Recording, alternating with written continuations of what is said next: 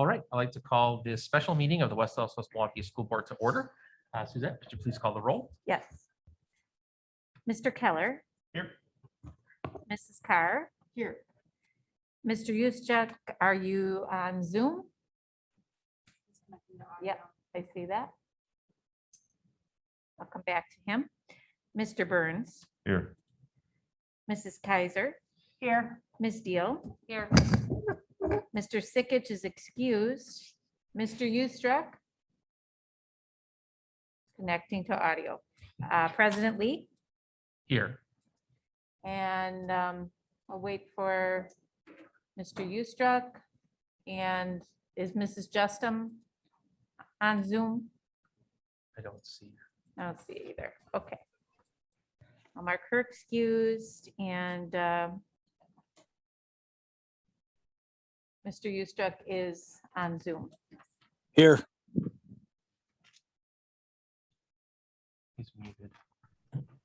Bill, if you're trying to talk, you're muted. I'm here.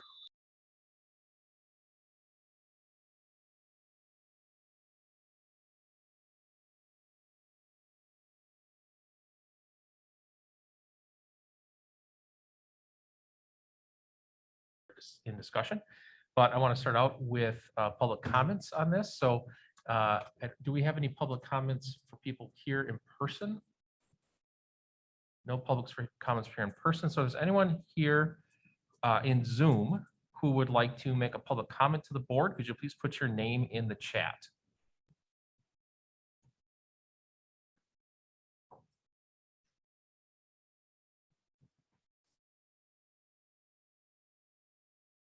Let's wait one more minute for anyone who came in last or late. If there's anyone here in Zoom who would like to make a public comment to the board, please put your name in the Zoom chat.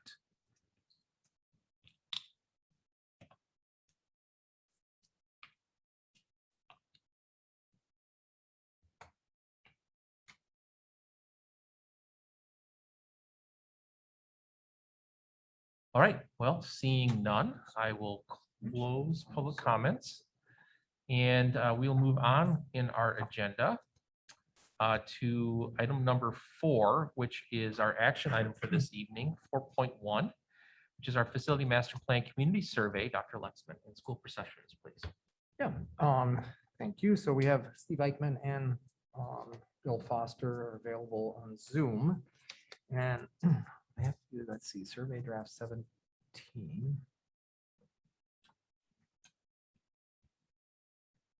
Just gonna forward the final one. Okay, so I just shared with the board, sorry, I thought this was going a little bit earlier, but just shared the final or the latest draft. So you're looking for draft number 17, and there's also attached to that email a timeline of just kind of where we are and just kind of how this now plays out in terms of getting from today's decision, hopefully approving the survey and moving us forward. And so by way of introduction, it's included in the executive summary, and for anybody in the public that's watching, this step for the board to consider approving a community-wide survey as part of the long-range facility master planning process has been months and months in the making. All right, so that starting with our strategic plan, the board a couple of years ago committed to really looking carefully at our facility needs and laying out a facility master plan that would help us make sure that we have buildings that support the kind of learning we're doing, but also are going to continue to exist as buildings and be functional for us for the next 30 years. And that launched an entire facility planning process, and we engaged C.G. Schmidt and Bray Architects and School Perceptions and others as support, and launched a facility advisory community team. So that team was 48 members. It included a staff member and a parent from every single school. It included school leaders, but even more importantly, it included community leaders and just other community members that expressed interest in the entire process. And we met as a team for months, mostly on Zoom during the time when that's all we did was meet on Zoom. But then also we had some in-person meetings because we visited facilities and tried to understand the current conditions. So along with all of those meetings, C.G. Smith and Bray Architects and others did an analysis of all the facility conditions. So we have very detailed analysis of all of the needs and all of the buildings in terms of the maintenance that needs to be done to get them up to current standard in terms of plumbing and electrical and HVAC and fire suppression systems and safety systems and all of those pieces. And it's not that our buildings haven't been maintained. It's just that they've reached their lifespan, right? And I think that's an important message. And as we're out in schools explaining this to teachers, a little bit of the example I use right now is, I have a roof on my house that's 15 years old. I've had to have it patched a couple times. But there's a point at which I'm going to ask somebody to come over and patch it, and they're going to say it's time for you to get a new roof, right? It just is, right? It has a lifespan, right? And so we know that about our roofs and our houses. Well, the same is true about school buildings and all of the systems inside of it. The plumbing is, I think, another really good example to use to help people understand this. That the technology, the plumbing technology that was put in some of our buildings, average age of 75 plus years, but some of the original plumbing is almost 100 years old, some buildings. That is really old plumbing technology compared to what you would build today, right? And so there's this tremendous need in terms of fixing facilities. So that's one of the challenges that FACT was charged with understanding. The other is that we have many fewer students than we did back in 1975, when we were at our peak of about 12,000 students. Now we're serving 7,400, but in the same number of classrooms and the same number of school buildings. And so what the facility advisory community team FACT eventually landed on was the big idea of to right size our school district. So let's operate the right number of classrooms and buildings for the current and projected enrollment. And that's going to be somewhere around 7,000 going forward, which means we have more buildings than we need. So it's consolidating schools, and some of those decisions have yet to be made in terms of elementary, but what's in front of us where the board has really, I think, spent some energy is in looking at high school and intermediate schools. And so that's one part of it, is right sizing. The other part of it is modernize. So it's both the infrastructure that needs to be modernized, like the examples I gave, but then also modernizing spaces to support learning. And so that we think, our students and our teachers really deserve spaces that inspire teaching and learning and that are fun places to show up to every day.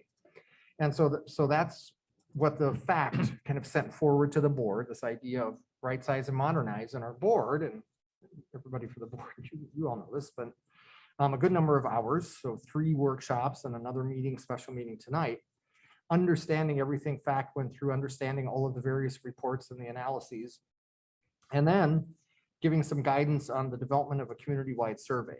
Because what's important in terms of the next step is we think the plan makes sense. We do internally. FACT thinks it makes sense.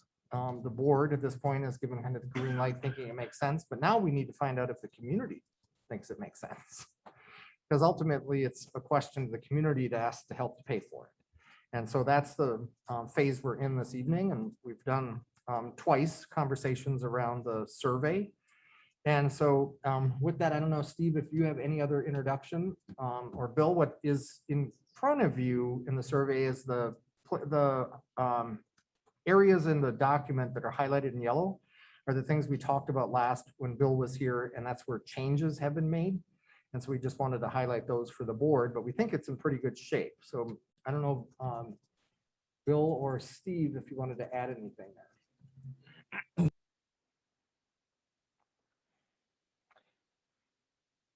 Can you hear me okay?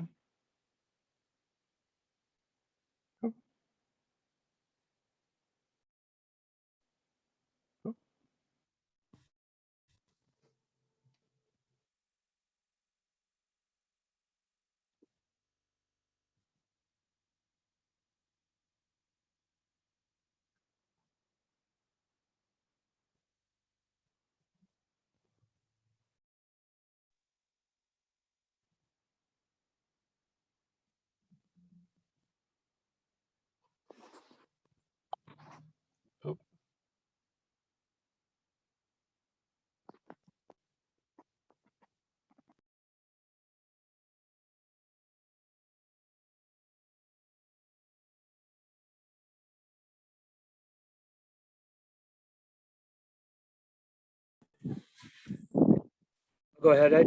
I really don't have much else to add, Dr. Lexman, to what you said. Like I said, we just took into consideration what the board said at the meeting on Monday night, and we added those, and they're highlighted in yellow as he indicated.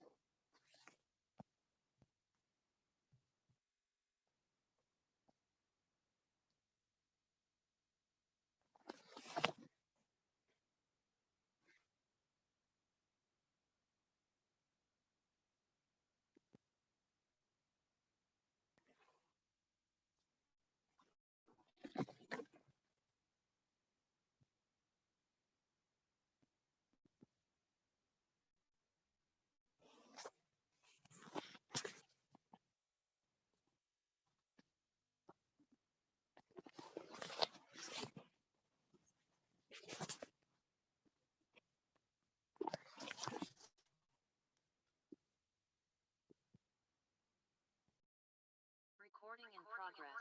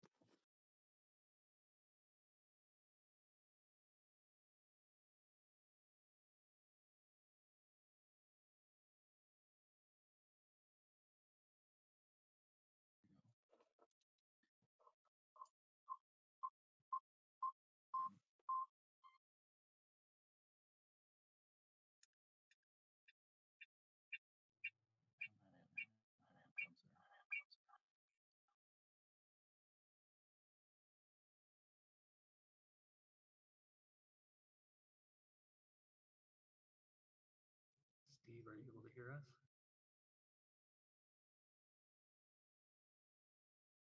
I can hear you now.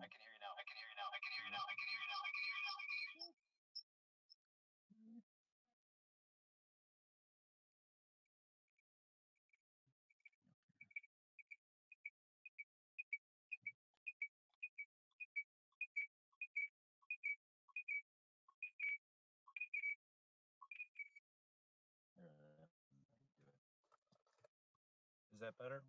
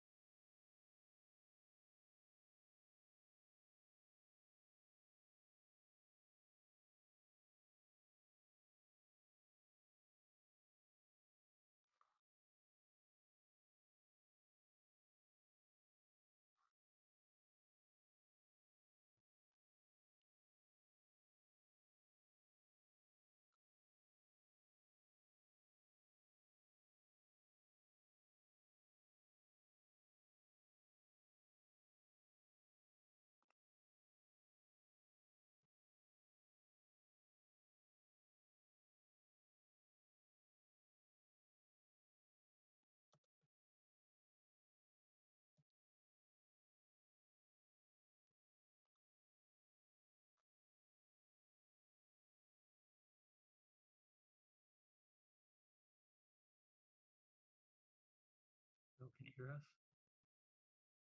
Can you Now hear I us, can Bill? hear you. Yes.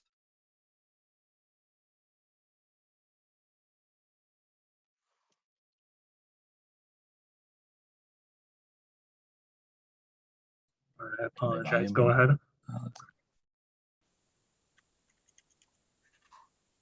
All right, is that better? Yes. Okay. So I think I'm with you. So really where we went through was we took all the feedback gathered from actually on Monday night and made those changes. So I think as Dr. Lexman said, everything that we changed in what is now draft 17 has been highlighted in yellow. So I can run through those changes real quick if you'd like.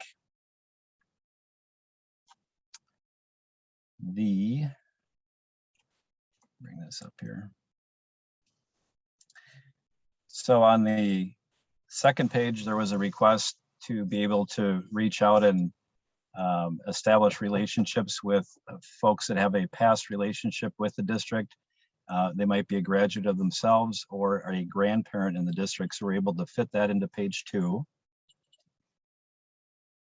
Then on page 3, there were no changes.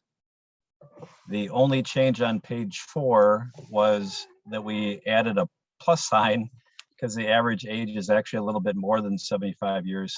So that would be consistent with what we put on the opening letter.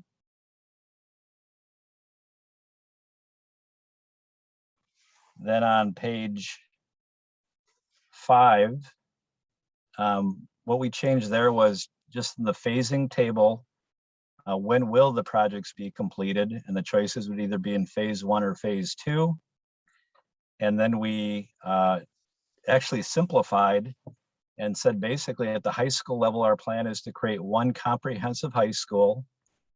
And the second part is to modify central high school building site for district and community use and or seek to sell the building and site. So I know the board wanted to really establish that those are both possibilities. We do not know which one we will do at this point, but those are both possibilities for the future phase. The next page, what was changed is it was important, actually 2 things on the top of that page. Phase 1, project 1, because of its size, the current Nathan Hale site. So we're referencing the site, not the school, and then provided its location on Lincoln Avenue and South 116th Street was chosen to create the new comprehensive high school. And the school will be named at a future date. So that's new. And then on the bottom of the description of phase 1 it was important to call out that the history of our former high schools, plural, will be memorialized in the lobby of the new school. And then there was also a request to break out on the bottom on the tax impact question, what the monthly fee would be for the proposed referendum amount. Would end up being around it would be $12.50 per month. And then on page 7 of the survey, there was a request to let people know that the Liberace Auditorium will remain and receive building systems upgrades. So that's not going to be replaced, it's going to be maintained, and we will update the building systems. The other change was to notify folks that the tax impact for on a monthly basis would be $16.33 for the combined questions.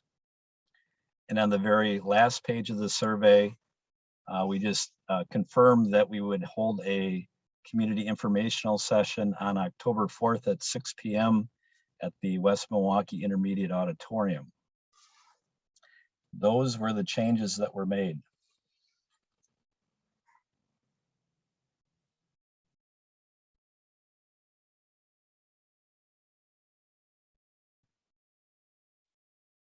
Any questions? This is just a minor thing, but this supposed to be building systems upgrades. Buildings system upgrades seems awkward to me. Building system upgrades, And okay? Liberace Auditorium change. Okay. From the last page.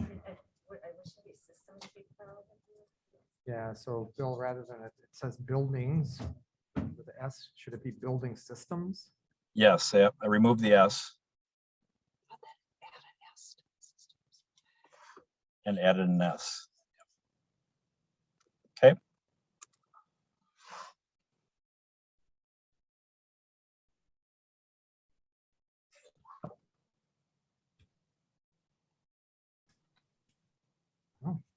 Can we try to get Bill audio, or Bill, can you type in chat if you have questions? And if so, we'll get the audio switched over for you. Bill Foster, Bill Euster. Bill Eustruck, I'm sorry. Yep. Board member Bill? I have no questions. I'm good. Can you hear me?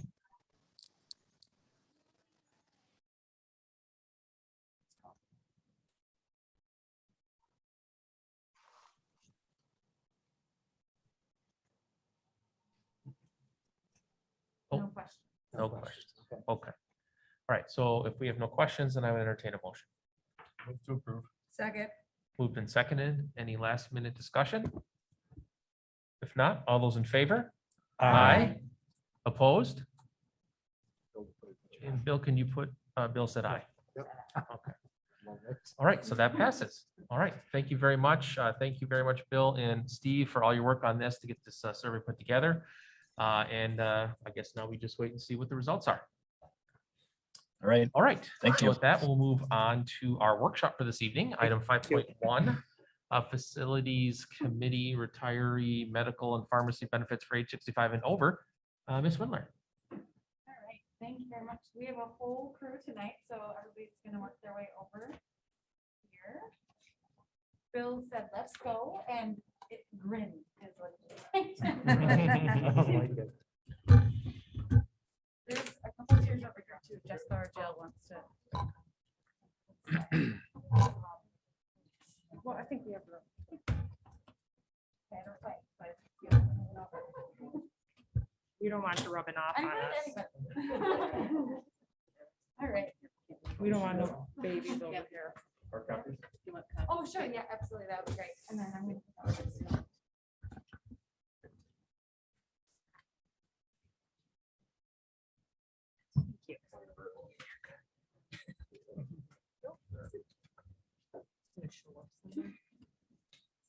I think she's gonna get. Oh, there it is. Say- Thank you. And then I there's- should be able to see that. right? I'll take one. Maybe the clicker. What do I need? I think she's the clicker. Yeah, I think she said she would click. Okay. Abby was prepared. I was ready. She's a good Yeah, I like to clicker, be but- good at. I like to click.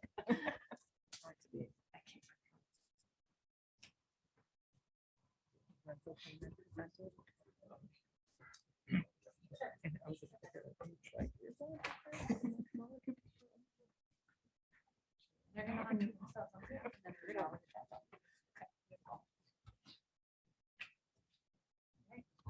So everybody in person should have a copy of the PowerPoint that we'll go through tonight. So before we get started, I'm just gonna give a little background. First of all, say thank you to all of our consultants and experts who are here with us. So we have representatives from PAYS, we have representatives from Innovative Benefit Solutions, we have representatives on Zoom from Venastar, and then our own team, Jessica Johnson and Jill Rakowski, who work in our benefit specialist offices, regular, active employees and our retirees.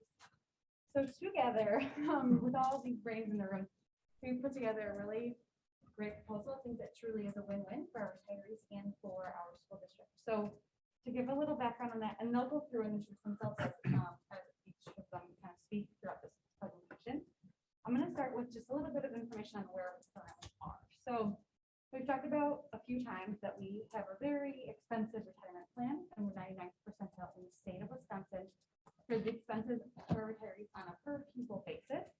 And therefore, our board made it part of our strategic plan to identify a way that we could, or multiple ways that we could address some of these costs within our retirement benefit plan.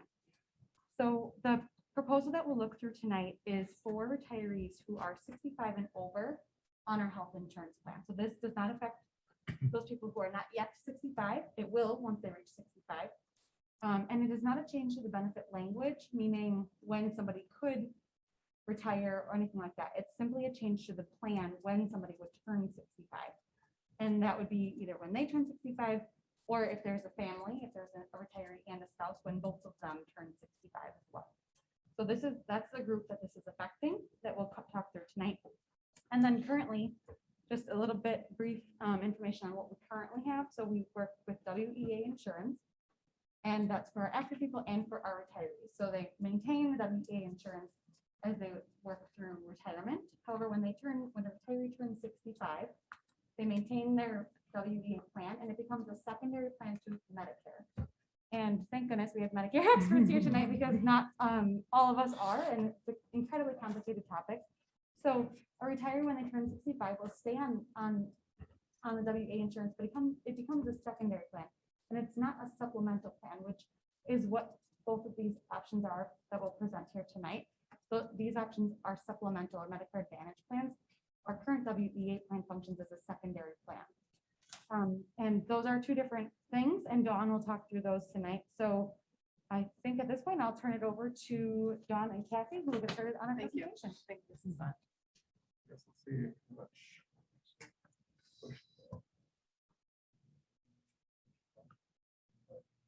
Hello. Oh, there you go. Is it on? There we go. Okay, thank you. Again, my name is Dawn Marking, and I'm from Innovative Benefit Solutions. This is my associate Kathy Brzezinski, who works with me. We are here tonight to talk about the program that we're presenting for the post-65 retirees for the district.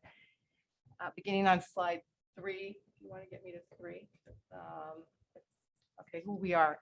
I represent Innovative Benefit Solutions. We are a brokerage firm. I was invited to work with Chris from the consulting firm, and on Zoom, we have with us the representatives from Venastar. My agency, my husband and I actually own the agency, Innovative Benefit Solutions. We've been working in the insurance industry for about 35 years plus. We've been specializing in retiree benefits for a little over 25 years.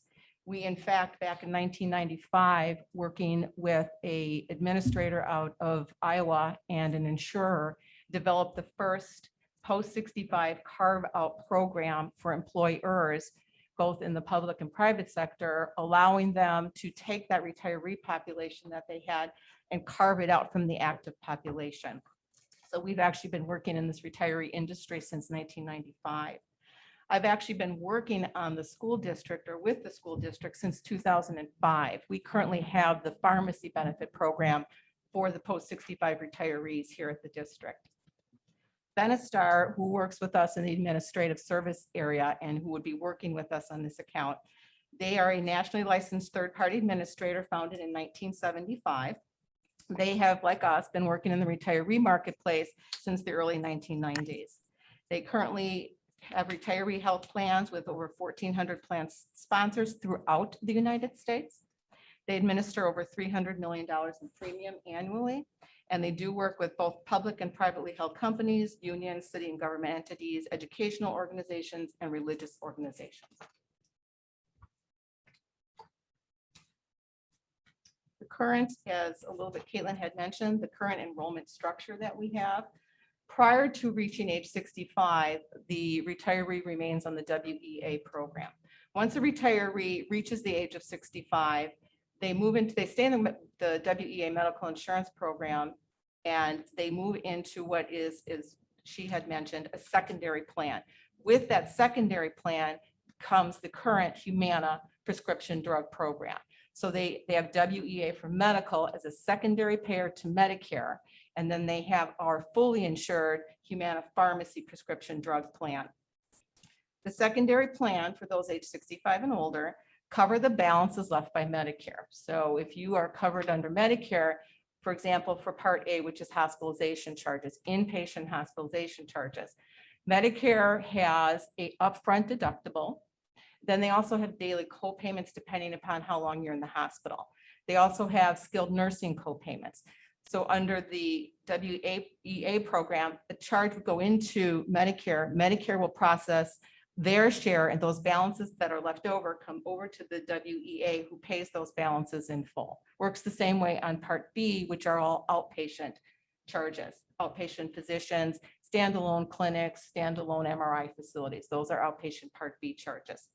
In addition to that, if there was a charge that was not considered a Medicare eligible charge, that charge would go to the WEA plan.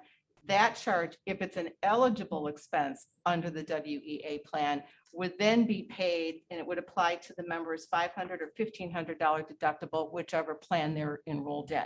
Currently, the retiree gets to choose between two programs, a $500 or $1,500 deductible.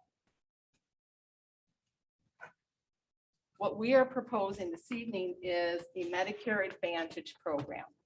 We actually have two carriers that we are presenting. The first carrier for the Medicare Advantage program is Anthem. They currently have about 243,000 Medicare Advantage members in the 14 states that they represent. Their projected enrollment for January of 2022 is 450,000 members. Their total Medicare Advantage members in 14 states is 1.1 million, and they have over 640,000 contracted providers in their network throughout the United States. These are national networks. The Humana is the second program that we are presenting, again, the Medicare Advantage program. Humana currently has 590 groups with over 600,000 participants. They have a 98% client retention rate with an average contract length of 8 years. They are the second largest Medicare Advantage carrier with 4.4 million members, and they have over 880,000 providers in their national network. Why the change? The change offers some very positive impact to the current program. Number one is it offers significant savings over multiple years. We do have some multiple rate guarantees to present. In addition, we offer some benefits which are currently not available under the WEA program. One of the key components in my world, in my experience in having done this so long, if you're making change in the retiree area, one of the biggest things that we try to avoid having change in the area of is the pharmacy benefits. Pharmacy is a point of service. When a member goes to the pharmacy, that is reacting right there at that moment, and you want to make sure that everything is working properly. We try to avoid making as much change as possible. So this presentation, the program we're recommending we do not change the pharmacy component. They've had it for several years now. They know it, they're comfortable with it. It serves them well. Our renewals have been very low and very consistent in that area. So we're proposing we leave the pharmacy benefit alone. Another advantage is we have in and out of network. However, the benefit levels are the same. Whether the member seeks treatment in the network or goes out of the network, that member will have the same level of benefits. We have improved and expanded administrative services using the Venastar folks. And we believe we have improved customer service for retirees. Venastar has been doing this, as I had mentioned earlier, since the early 1990s. This is what they do. They work with retirees. They specialize in the retiree world. What I like to say is their representatives speak the Medicare language. It's not always easy to get on the phone with the retiree. First of all, they love to chat, and they could chat your ear off for 30, 40 minutes. What we like to do is we want to make sure that we're answering the question. We're answering that question very thoroughly. We're not rushing them off the phone. We don't want them rushed off the phone, but we want them to know when we do hang up that the question has been answered. And that is one of the things that the Venastar Customer Service Department specializes in. They have a team who has been doing this and doing it for quite some time.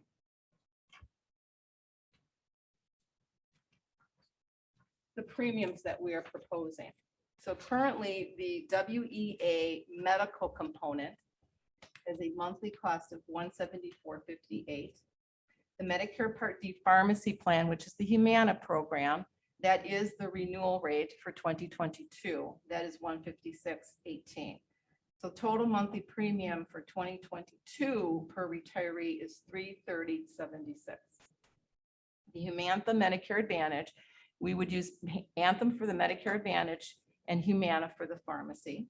The Humana, the Anthem component is a zero premium. The pharmacy would maintain the $156.18. So the total monthly premium per retiree using Anthem Medicare Advantage with Humana Pharmacy is $156.18.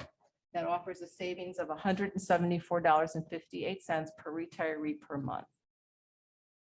The Humana program is a combined Medicare Advantage with pharmacy. It is the pharmacy benefit we have today, but it now would all be combined under one vendor and one card, the Humana program. So the premiums are combined. The premium for the Humana plan is $181.13 per retiree per month. The monthly savings per retiree is $149.63 per month. Yes. Do you want questions at the end? Anyone? If you could hold them, unless it's, like, we anticipate a lot of these questions will be answered throughout, but if it helps you understand as we go through, feel free. I'm just wondering how it's a $0 premium for the Yeah. benefit. Go ahead. If that's later on, that's fine. I was just wondering about that. Medicare Advantage plans are subsidized by the government. You can have anywhere, if you actually looked into the individual market, because I work a lot in the individual market as well, and I'll just pick Humana as a carrier. If you went out onto the internet and looked up Humana Medicare Advantage programs, you would probably find 6 or 7 different programs. Those programs would range anywhere in cost from 0 premium and could go $50, $60, $70, maybe even $100 a month.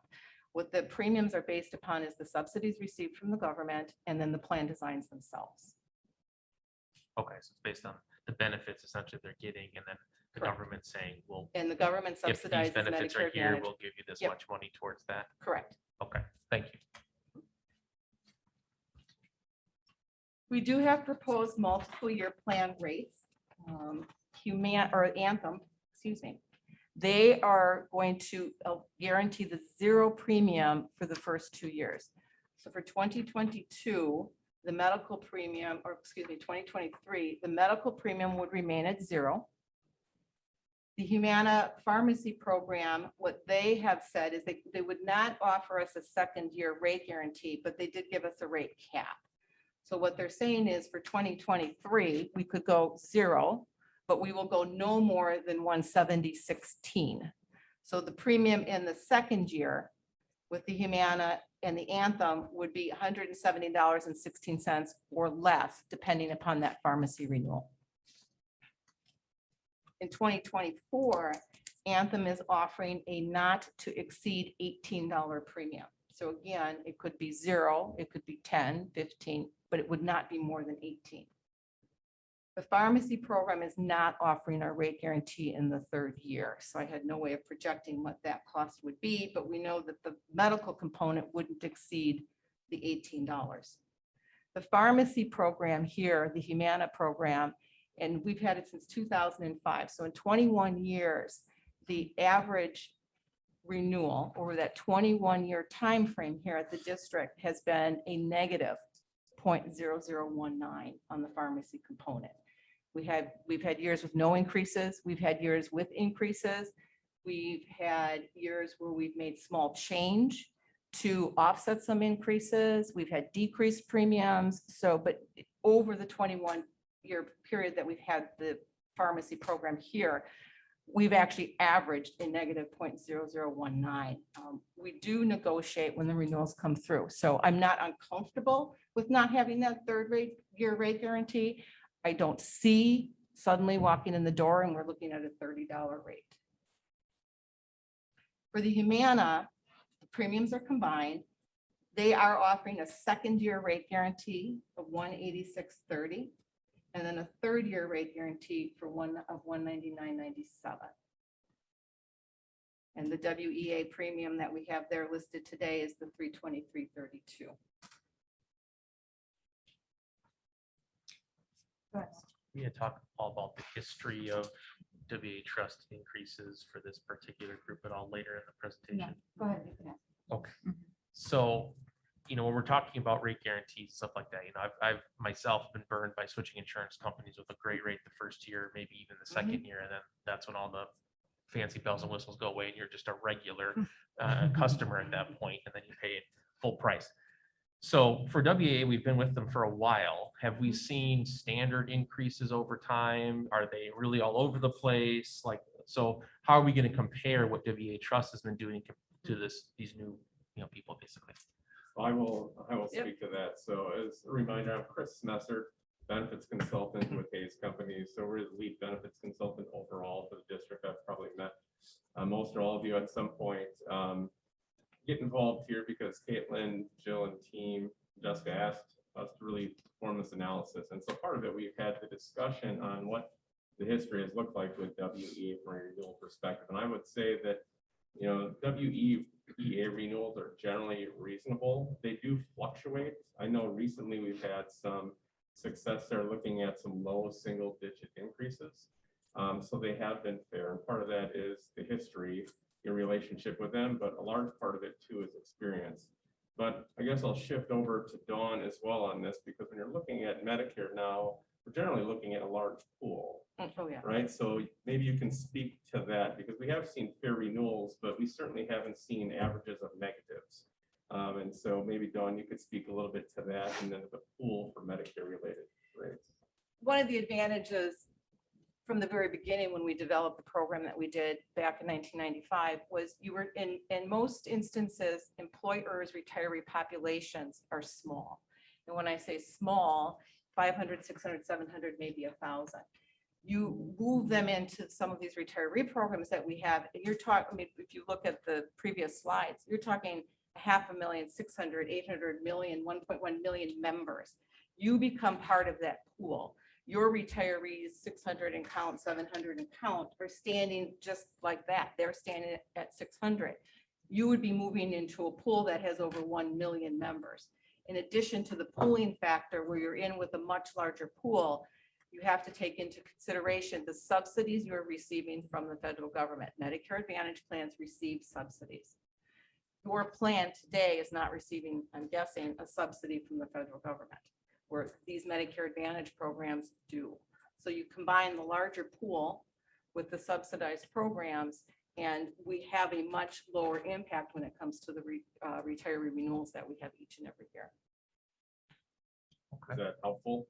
Yes, yeah, I mean, it's, when you've been with someone for a very long time, yes, you do have the Correct. history there. Yes. And that a lot of times is taken into account when we talk about renewals. And that brings up to my next question, which if it's brought up later, please tell me to wait. Could this possibly affect our current employee rate renewals? Well, I think that's on the very next slide. Yeah. And I'll talk about that now. So really the question is, okay, well, what is this? If we were to make a change, what is the estimated financial impact here, right? That's an important piece of this equation. So my team put together the estimated financial impact on this next slide. And I'm sorry, I sure 2 slides per page. It's pretty tough to read. But what we are doing here is essentially comparing today WEA trust enrollment, then assuming enrollment in the Part B program, annualizing those costs based on an assumed enrollment. And I'll go through that in a minute, but then comparing that to, okay, well, what does WEA Humana look like compared to Anthem, Humana prescription drug, and then what does it look like compared to Humana medical and prescription drug from a Medicare Advantage perspective? So that's what this table is showing. So I'll walk you through the WEA trust with Humana PDP 2022 rates. So for purposes of this analysis, we're assuming an enrollment of 600. Okay, that's about what we're seeing in the numbers. It's not perfect, but about 600 retirees enrolled in a single Medicare without drug tier through WEA, which has a cost of $174.58 per month. Then if we assume that that same retiree now is enrolling in the Humana Part D program, that cost is $156.18 per month. So we're looking at collectively a $330.76 cost per month for a single that enrolls in both of those programs. For 600 individuals, we are looking at monthly premiums of about $198,000, or about $2.38 million annually. If we would compare that to the proposed Anthem Blue Cross Medicare Advantage with Humana prescription drug program, again, assuming 600 enrollment, if you recall, there's no cost on the medical side of things, as Dawn mentioned. Then the Humana prescription drug program would be $156.18. So we're looking at an all-in cost per retiree of $156.18. That is an estimated monthly cost of about $94,000, or about $1.12 million on an annual basis. Excuse me. Yep, so that's what we're looking at. We're looking at then a differential in the green, and I highlighted these numbers in green because it's really excellent news from a financial perspective. total of about $1.25 million in annual savings. Now, on average, we're assuming that today the district pays half of the premiums for the retirees and the retiree pays the other half. Again, not perfect, but that's a great assumption. So what we've done is we've broken that 1.25 million in savings out. So about 50% would go to the district. Now, again, this is estimated annual savings. So about $628,000 to the district. And more positive news, about $628,000 as well to the retiree population. Okay. Now comparing it to Humana, so we're all in on Humana Medical and Part D for Medicare related. So we're looking at a combined pricing of medical and RX of $181.13 per month. So a little higher than the Anthem Humana product. So we're looking there at about $109,000 per month. Total premiums, assuming an enrollment of 600, or about $1.3 million per year. That differential is about a little over $1 million savings, or about $538,000 to the district and about $538,000 to the retirees. So when we began discussions with Caitlin, Jill, and Jessica on this, and Dr. Lexman, I know this has come up in the past, we've looked at this stuff in the past as well. It's like, are there opportunities out there, financial opportunities, where we can continue to provide exceptional benefits, but set the district up and retirees up for kind of a win-win? Here's what we're seeing right here. The financial impact is tremendous based on this. And we did, based on the ask of the district, partner with subject matter experts, because Medicare really is a very specialized area. And that's why we brought in Venastar and Dawn and her team to really look at this. So we're looking at exceptional proposals that will provide excellent benefits and financial rewards to both the district and the retirees. A lot of numbers on the page. Any questions? Chris, do you want to get into the 1% increase? Yeah, thank you for bringing that up. Going to the question. So we did proactively reach out to WEA. We've been having a lot of dialogue with WEA for the past 2 months on this specific issue. And my specific ask to them was, if they carve out this, we'll call it post-65 retiree population, what is the impact, if any, to the remaining really active pre-65 population? What's left on the WEA trust platform? And they said, based on renewal discussions, they would add a point or 1% to the renewal. So based on current premiums and the enrollment that would be left, that's about 100, and I've got a note down at the bottom here, about $158,000 in total. Okay, so that's really year one. That would be split about 90-10 between district and employee, because on average today, based on enrollment and the contribution structure, the district pays about 90% of premiums and the employees pay about 10% of premiums. So there would be year one, about an additional maybe $140,000 in cost to the district and about $18,000 to employees. This is for next year? 2022. Yep. So all of our premiums function on a calendar year. Right. So if we look at the savings, those green numbers, if we're thinking just about the 21-22 fiscal year, we'll cut that in half because we're only going to see the January through June savings there. But these are all based on a calendar year. Did we get renewals for? We're I didn't- working through that right now. We do have some preliminary renewal information, yes. Okay, so this is 1% based on, It'll be 1% increase of an higher unknown than that amount at this time? renewal that will be from WEA, which is going to hopefully likely be lower than the 8.5% that we have of a rate cap. It will absolutely be lower than that, even with the point, but the point would be irrespective of the renewal, an additional point. And that would be again applied to really the remaining premium. That's assuming carving out of about 600 retirees. And that amounts to about 158 grand based on that remaining premium. So if I were to look at this from a year one savings to the district, we could take that 630 grand, subtract about 140 from it. So year one, we're talking about $490,000 in net savings. And the $538,000 under the proposed Humana plan, we could take 140 off that. So we're still looking at about $400,000. And when we look in the future, based on the population, the experience, everything should be righted out at that point, because in the future, your premiums will be based on your population and the population's experience. could this positively impact our loss ratios if this is separated out at all?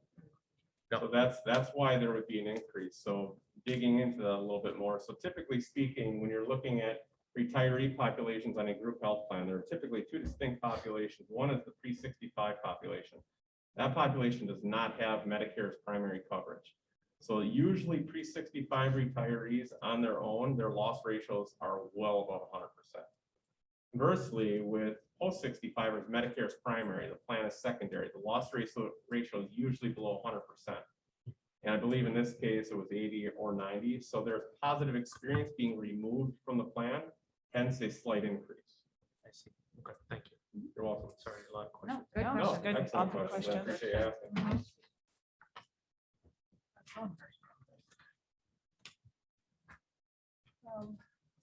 Current, which I had mentioned earlier, the current WE retiree medical benefits. Again, medical expenses are submitted to Medicare for processing and payment on eligible Medicare expenses. The balances, the deductibles, co-insurance, daily co-payments, any Medicare excess charges are submitted to the WEA plan for processing. Again, additional charges not covered by Medicare, non-eligible charges such as hearing exams and hearing aids. That's just one that always just leaps out when I'm talking to folks about Medicare.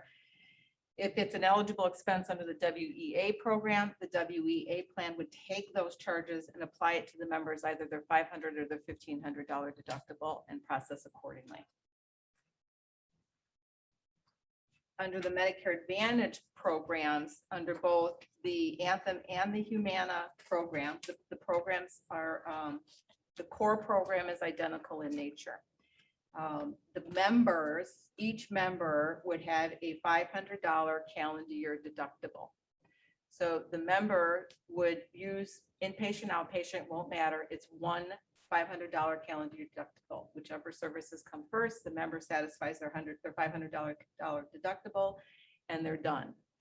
There are some non-Medicare expenses that aren't covered under the program, and there are some non-Medicare expenses that are covered under a Medicare Advantage program.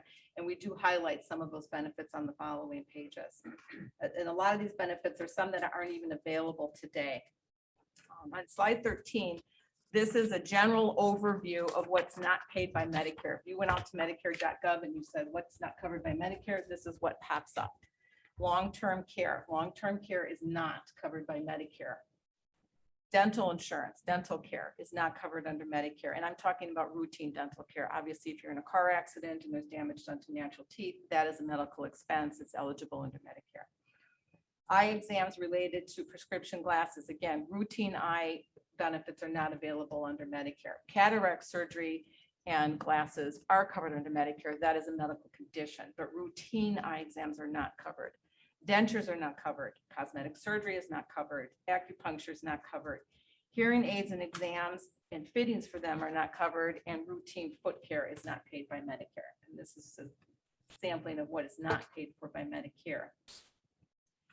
Under the Anthem program, on the following slide, these items, the items noted in green are benefits that are covered under Anthem, but not part of Humana. Anthem and Humana have a lot in common, but each carrier has their little bit of perk that the other program does not. The items in green are the ones that are different between Humana and Medicare.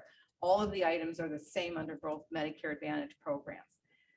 Eyewear for post-cataract surgery is covered under the Advantage program. Under the current WEA program, based upon the information that we received, the WEA program covers the lenses only. Non-Medicare covered acupuncture exam and treatment, you get 12 visits per year under the Anthem program. You do not have that. Non-network benefits, we have the same level of benefits whether the member is in network or out of network, and that's a huge advantage for the Medicare Advantage programs. Retirees moved, retirees travel. You have snowbirds, 6 months in Florida, you have 6 months in Wisconsin. They don't need to worry about network benefits. The benefits are the same whether they're in their network or they're out of their network. They have their $500 deductible. The Anthem program is including routine dental care. There's a small deductible and it would be, I believe, $180.50. So there is dental insurance. I understand that there are some retirees covered under a dental plan today. This has a network. Their plan may have a network as well. I'm not familiar with their plan, but this might have be given the retiree opportunity to drop the other dental plan that they're paying for, because now they will have some dental benefits available under the Anthem program. So that's a big advantage to the Anthem program. Anthem is also offering a routine vision plan and to be included. Under foot care, the WEA plan requires a confirmed diagnosis of the following. I'm not even going to attempt to pronounce them.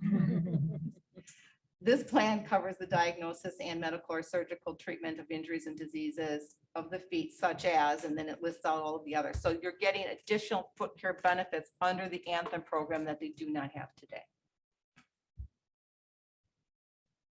Additional benefits under Anthem, the Silver Sneaker program. Retirees will have access to the Silver Sneaker program. They will have access to healthy food delivery and healthy pantry. That's part of the Anthem program. They will be given routine transportation, non-emergency routine transportation to and from a physician's visit if a family member can't take that member to the doctor's appointment. They get 36 one way. So I need to go to the doctor. They'll pick me up, take me to the doctor, bring me back home again. That would be 2 transportations. They get 36 total. The member would receive a $500 benefit to use at Walmart to purchase assisted devices such as a shower handle to prevent falls. There's discount services for vision and hearing over and above the dental and vision program. There would be discounts for vitamins, alternative therapy, personal care, diet, nutrition, and fitness. And then there would be a foreign travel benefit. Under Humana, some of their additional benefits that the members would be receiving. Again, the eyewear for the post-cataract surgery, where today they have lenses only. The non-network benefit, a big advantage. Humana offers a dental and vision discount program. They don't offer a insured plan with deductible and coinsurance. They do offer the routine foot care for members with certain medical conditions. They have the Silver Sneaker program. They have the same meal programs. They have personal health coaching for the members. They have smoking cessation programs. They offer complementary and alternative medicine and weight management. They offer the Lifeline medical alert system, and they also offer the Jenny Craig program. So these are all additional benefits that would be made available to the members. Medicare Advantage approach really truly is making a difference in the health and the lifestyle of the retiree, which is why they offer all of these additional benefits. They want that retiree to have access to things that help to keep them healthy. And if something should occur where there is a situation, a hospital situation, they want to assist those retirees, which is why they have the transportation programs. But they're all about having an all-encompassing program for retirees and giving them benefits that help in the overall health and well-being of the retiree.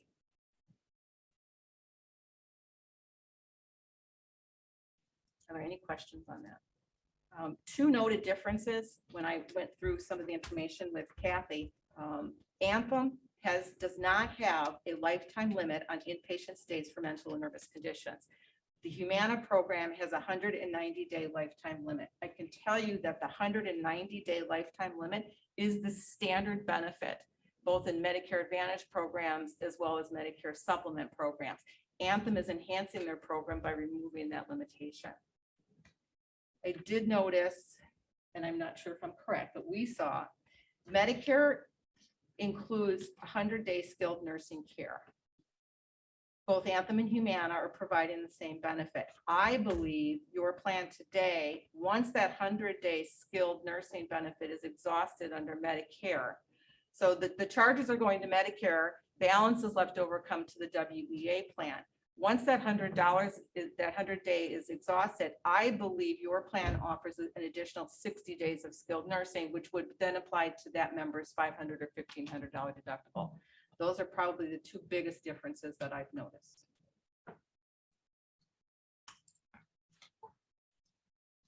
Any questions on medical? Pharmacy. The pharmacy program is not changing. We wouldn't change anything. Same copay structure we have today, same carrier. If they make formulary changes, which they do every January, they tweak them a little bit, but nothing of any significance to the retirees. So we're maintaining the pharmacy benefits we have today. The reason that I wanted to include this in here is the retirees have an extremely rich benefit plan as far as pharmacy benefits are concerned. They have some items that simply are not available in the individual market. So if they elected to leave the plan and decided to go on the street with their neighbor, they have some items today they wouldn't be able to get on an individual basis. The first item listed there is the deductible. Standard Medicare Part D plans have a calendar year deductible. That deductible for 2022 for the average individual will be $480 for the calendar year. Your retirees do not have a deductible. They go right into co-payments. The second item that the current plan has is no donut hole, no coverage gap. I'm not sure if anyone's familiar with that. Once an individual reaches a certain threshold in cost, total cost of prescriptions, and for the new plan year, it's $4,430. So when an individual goes to the pharmacy, the average individual would pay their $480 deductible and then move into co-payments or co-insurance. Your plan is strictly co-payment. There's another advantage, no deductible, and they pay co-payments. A lot of the other individual programs today have co-insurance. Co-insurance could be 25%, 33%, 40, 45%. Your retirees are locked into a flat co-payment. So you go to the pharmacy, you pay your deductible, you pay your co-payment. The total cost of those prescription drugs are tracking. They're tracking to what we call the initial coverage limit. Once an individual's total cost of their prescriptions reaches $4,430, that member has now entered the donut hole. The average plan on the street, once I'm in the donut hole, I'm now paying 25% of the cost of all of my drugs, all of them, including specialty. Okay, your folks continue paying their co-payments. They pay nothing more than co-payments. In fact, they pay those co-payments continuously on a calendar year basis. If a member actually were to spend out of their own pocket, now this is the second tracking mechanism, their personal expenditure. I'm a member, if I spend $7,050 at some point in the calendar year, I have now entered what we refer to as catastrophic care. Once I've gotten into catastrophic care, I am either paying $3.95 for a generic, or $9.85 for a brand drug, or 5%, whichever is greater. And that would remain for the rest of the calendar year. Everything resets again in January. Your people to spend $7,000 on co-payments that are $10, $20, and $30, it's next near to impossible. So they don't have a deductible. They have three-tier structure. Individual plans today have 5 and 6 tiers. They have flat co-pays. They have no co-insurance. And I would be hard pressed to say a single member will ever see $7,000 and get into catastrophic. So they have an extremely rich benefit, and we're not changing that benefit. We're just including it in with the medical program that we're presenting. Any questions? Some additional notes. With the Medicare Advantage program, the retiree will continue to pay their Part B deductible. Each retiree has their own Part B deductible. It is now an income-based number. They will pay the Part B premium, but they will no longer be enrolled in Medicare. So they will no longer present, when they receive services, their Medicare ID card. They will present their Medicare Advantage card, their Anthem card, or their Humana card. Anthem or Humana, whichever carrier would be selected, is now the insurer behind that retiree. There is no Medicare, but they must pay their Medicare Part B premium. The new carrier is now responsible for 100% of that claim. It is a package of benefits. The retirees would have to have medical and pharmacy combined. I know we have some today where we approximately 100 members where they either have medical only or pharmacy only. This is a package of benefits. One of the big advantages to what we do is we can actually do an auto enroll, and we actually prefer to do an auto enroll. We can take the existing census data, we provide that to the Venastar folks, and they would do an auto enrollment from there. We like to do an auto enroll with an opt-out option because that guarantees that we don't lose anyone in a transition. If we start doing applications and paper applications, this is an older population. Someone might not send their form in. We could lose an individual doing it via the paper or face-to-face meetings and everyone has to fill out a form. They walk out the door, they don't give us their form. So we do an auto enrollment, allowing the members to opt out from the plan if they choose not to enroll. Therefore, we know everybody's in. If they want to opt out next March, they can opt out next March, but at least we know on January 1st, everyone has their insurance. We can do both in-person or virtual meetings. And we also allow any member who is in the district program today, who may no longer be eligible for contributions, they would be responsible for 100% of their premium. We would allow them to maintain the plan. They won't have to start worrying about, I'm 75 and where am I going for my insurance? They would be allowed to continue. We just direct bill that member for 100% of the cost. Yes. Can you just clarify something for me? This is so over my head in some ways. Do retirees pay both a medical deductible and the prescription deductibles? There's two different ones they have to meet. Just one. They have a medical deductible Oh, okay. Currently. currently. Mm-hmm. And they would under the new. They have no deductible under pharmacy. Okay, I just want to make sure. Co-payments, but no deductible. Okay. And then I just want to expand real quick on that very last point. So that's a big one Big for one. us. Our current retirees, based on their retirement language, some are for life, but many others aren't. And so when they reach whatever year that is, that we refer to it as a benchmark, but whatever Benchmark. year that is, that benefit would end. Currently, under our WEA plan, they would be off of the WEA plan altogether.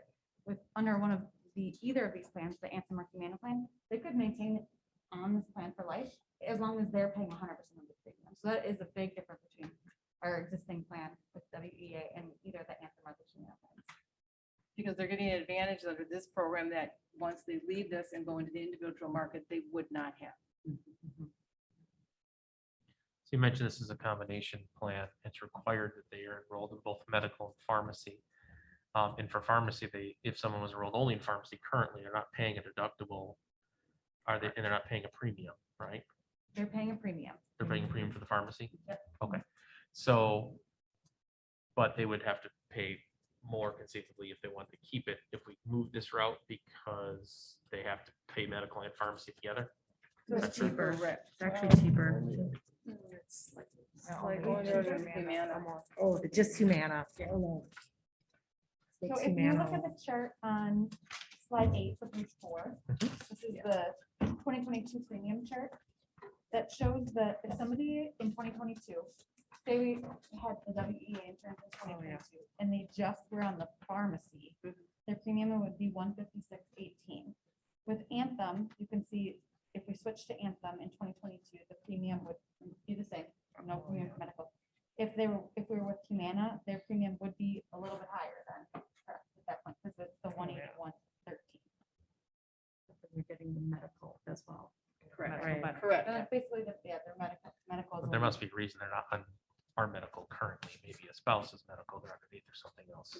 On the reason, I'm presuming. Okay, well, just understand, like, there is a removal of choice because it's either all in or all out, basically, if we're making this change. No, and just to let you know that there is more that have the medical end and do not have the prescription, have chosen elsewhere for prescription than the other way around. Oh, that's surprising to hear, considering the benefit. Thank you.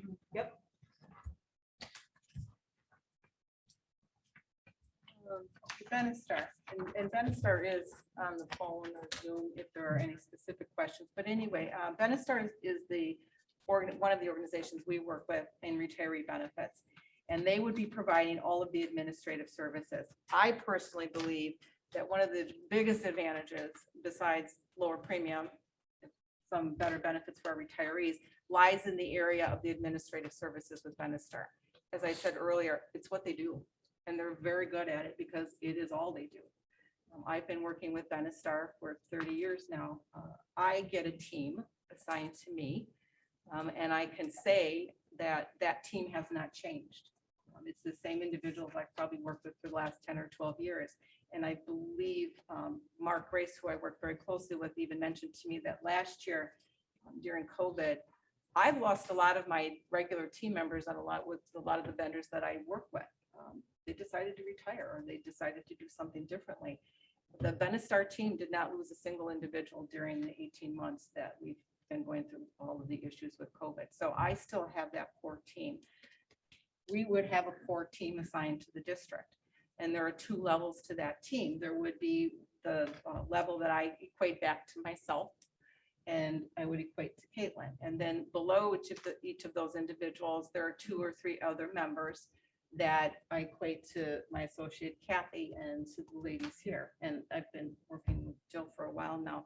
And there's always 2 or 3 people. So it's usually a team of 3 to 4, and they're in each different area. So you have an eligibility individual, you would have a billing area team that's assigned to you, you have customer service. So it's broken out by division specific to the areas that it takes to administer a program such as this. And we have multiple members. One of the functions you can see there that Venastar performs is the billing. They will bill however you choose to bill. If we do a split bill, which is what 100% of my groups now do, they will bill the retiree direct for their portion, and they will bill the district directly for their portion. They will handle and work with us on enrollment and eligibility.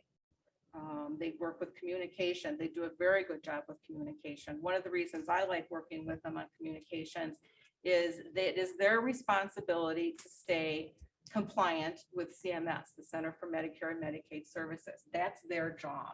They need to make sure that not only the plans are maintaining the compliance and security issues, but that the correspondence we send out to these members is compliant as well.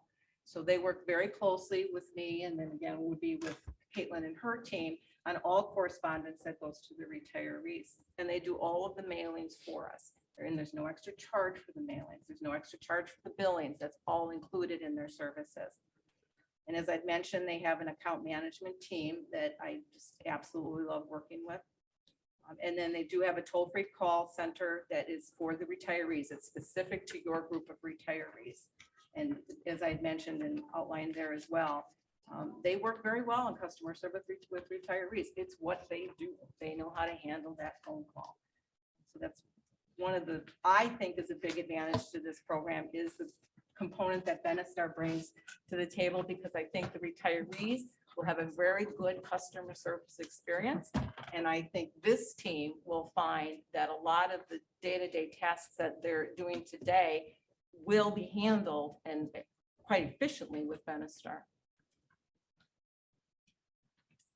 23 is a timeline, assuming if we move forward, just to give you an idea.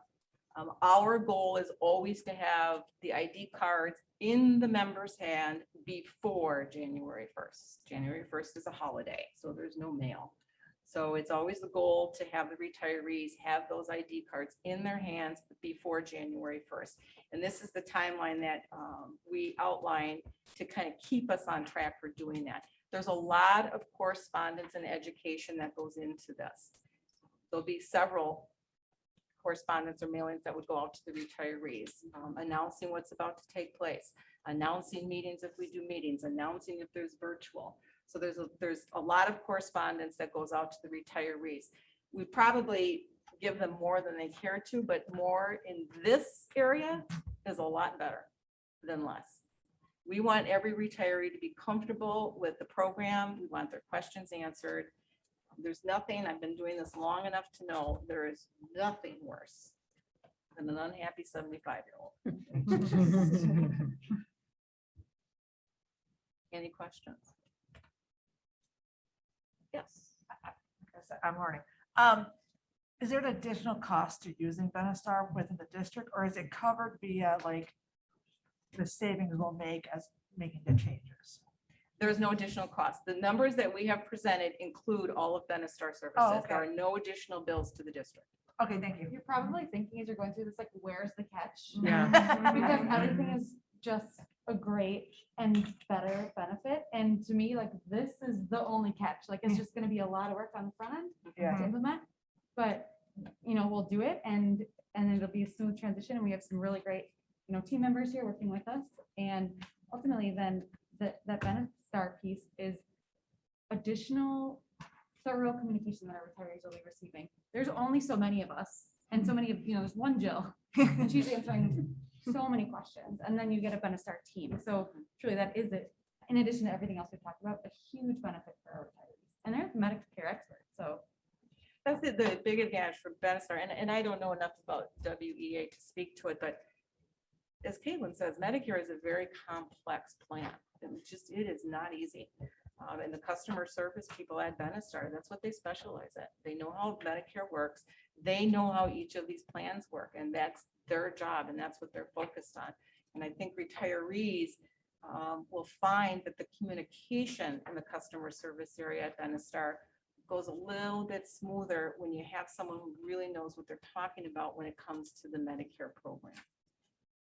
and frankly, more time available to have those conversations. Yes. Because there's more than 3 working in the customer service department at Venastar. Other questions? And Bill, if you have any questions, please put them in the chat and we'll get your audio switched over. I guess my main question, I would imagine there's going to be action. So we have to decide what we want to do. And I would imagine part of that is deciding between the 2 choices. They have to be correct. Yep. Yep. Okay. So I guess that's where my question comes in looking at this and having some experience at looking, not necessarily at retirement plans, but health plans before.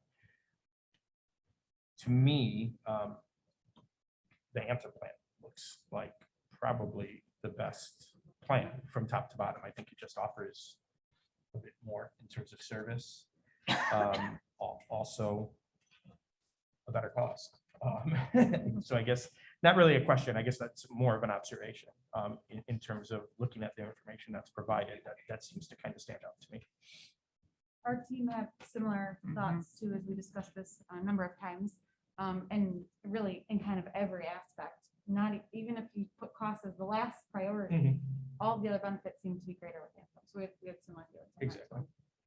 And if I just want to throw in there, just from my working in long-term case management, Anthem definitely overall, I agree with Brian looking at, especially when you look at things like silver sneakers, just DME, $500 for durable medical equipment. We don't think about that, but suddenly, you hurt yourself or you have a fall and you need a shower chair or whatever. So I think that just based on my experiences with Medicare, I think the Anthem plan is And I can't tell you how many times the ladies get asked about silver sneakers.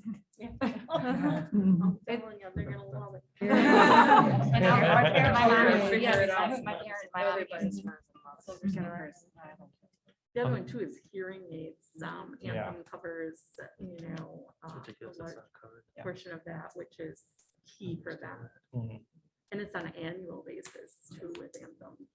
Awesome. Yeah, I did. You said you were going to. I like it. Any other questions? Yeah, I have 2. You have questions? I do. All right. I have a question. For the pharmacy benefits, it says that they're not going to change in 2022. Does that mean they will change in 2023? So hopefully not. I mean, I We'd don't have know to why make we that would. decision. Would we? Yeah. Okay. I'm just, if it goes along with the planner, that they can Yes. alter it as it goes along. Because if we get rid of all these niceties that we have, the richness, and then it becomes more costly to our retirees. No, I don't. We haven't changed the only thing that memory now, you're holding me here because I'm aging. I would say since 2005, we've had 2 carrier changes.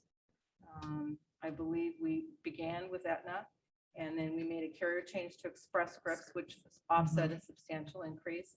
And then we moved to the current Humana program. And then I believe last year, we amended a copay to lower the overall renewal. Other than that, there has not been any change of note. We have never even considered putting in upfront deductible or removing that donut hole or cap. Thank you. So. Yeah. 2 questions. Why haven't we done this earlier than today? Yeah. I'll let you answer that one first. Actually, I'll speak to that because over the last several years, we've been asked that. So 2 years ago, we went down a similar path and had a formal opinion from a Medicare expert based on the market conditions, the pricing of the plans. that there were no opportunities at the time.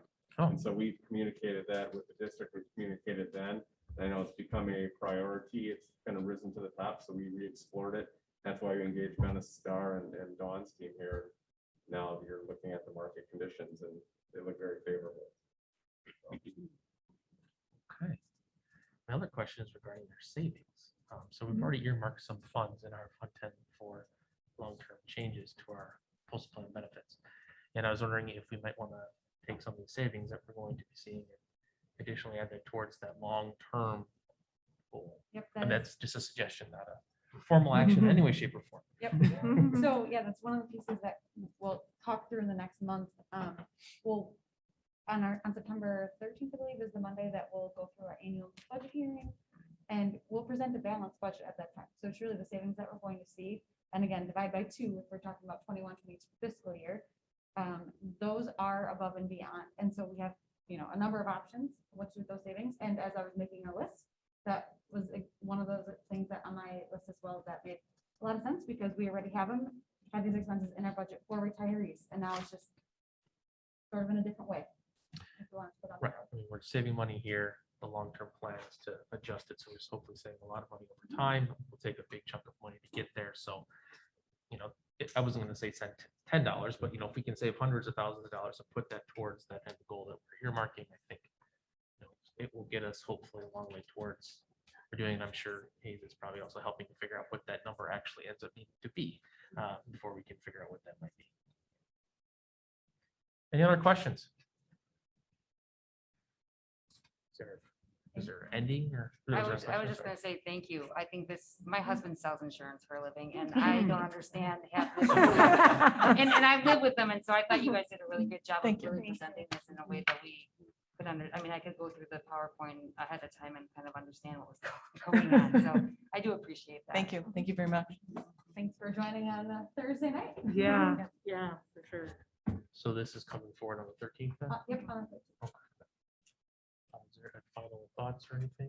that's all we had. No, So I just sure. wanted to Thank say you, thanks Sly. again. This has been a true team effort, and My pleasure. you can tell Thank when you're you. talking that we have serious experts on our hands over here. So thank you. Oh, it's totally neat because it's super confusing. Yes, I understood 90% of it. It's pretty good. All right, well, if there are no further questions, then I would look for a motion to adjourn. So moved. Second. Motion and second. Any last minute discussion? All those in favor? Aye. Opposed? We are adjourned.